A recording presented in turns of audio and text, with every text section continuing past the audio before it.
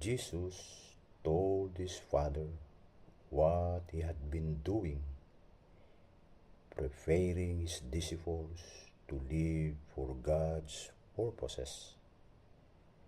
He helped them to know and love God through worship, taught them to love each other through fellowship,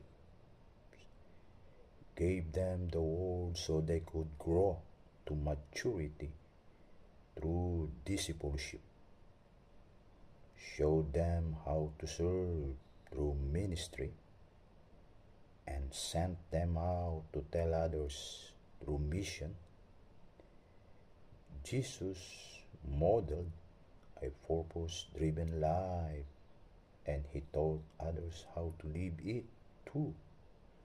That was the work that brought glory to God.